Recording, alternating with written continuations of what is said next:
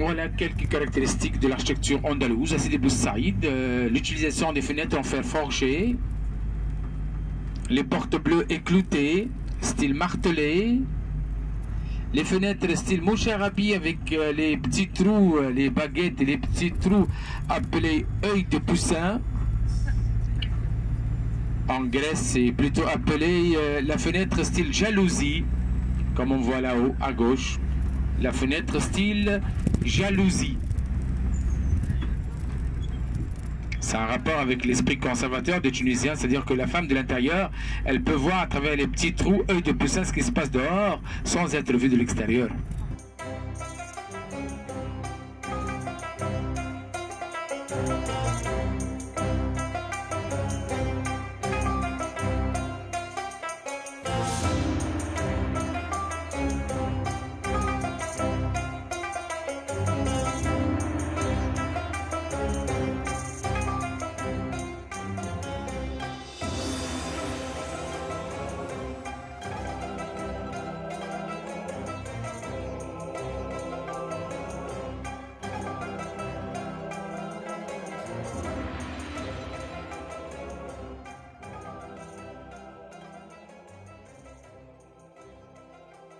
Bizerte, messieurs, dames, c'était l'un des lieux les plus préférés des rois arabes, des rois hafsides, pour passer leurs vacances. C'était un lieu de villégiature à l'époque, Bizerte.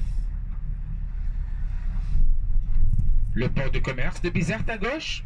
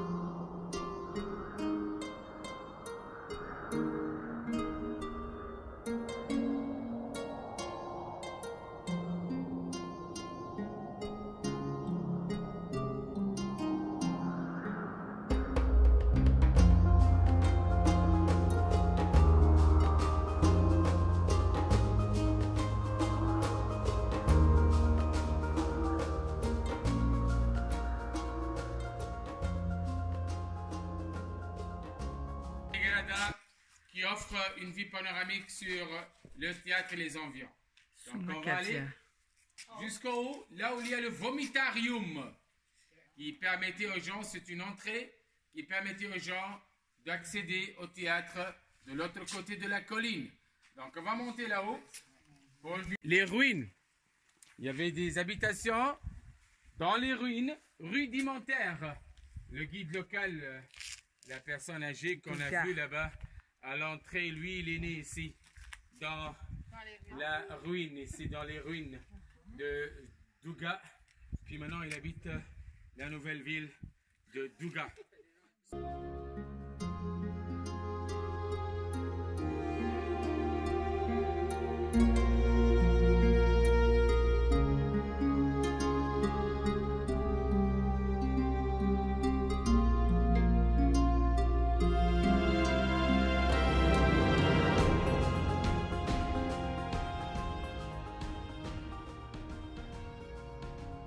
Ce qu'on voit devant nous, la structure actuelle remonte au 9e siècle après Jésus-Christ. Mais après le 9e siècle après Jésus-Christ, la mosquée a subi plusieurs travaux de restauration, d'agrandissement, d'embellissement, etc.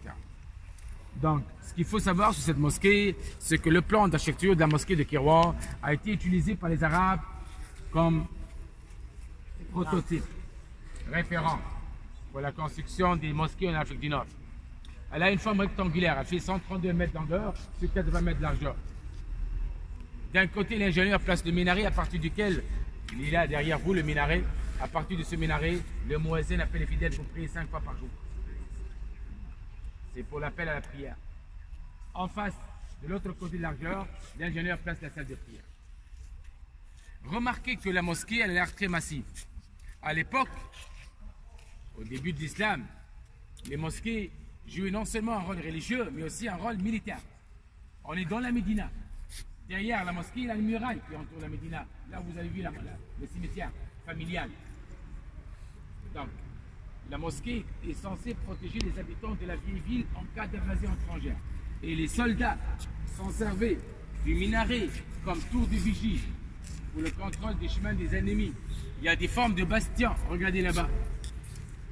Donc ça, c'est pour avoir un meilleur champ de vision sur les ennemis, pour lancer les lances, pour lancer les flèches sur les ennemis. Puis la mosquée a joué aussi un rôle culturel, à savoir scientifique. À l'époque, on venait ici pour apprendre et enseigner les sciences.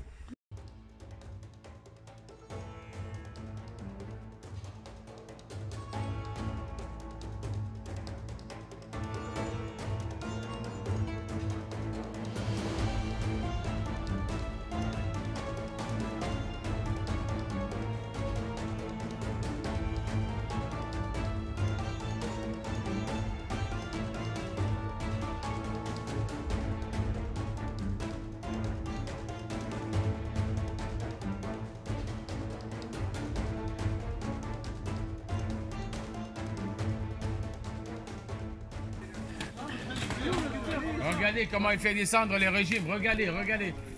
Il est attaché à une corde et puis il descend en bas. Et puis c'est un travail qui demande beaucoup plus de jeunes que de personnes âgées. Les personnes âgées, peut-être pour faire le tri, mais pour les récoltes des dattes, pour couper le régime, pour grimper jusqu'au haut, ça prend des jeunes.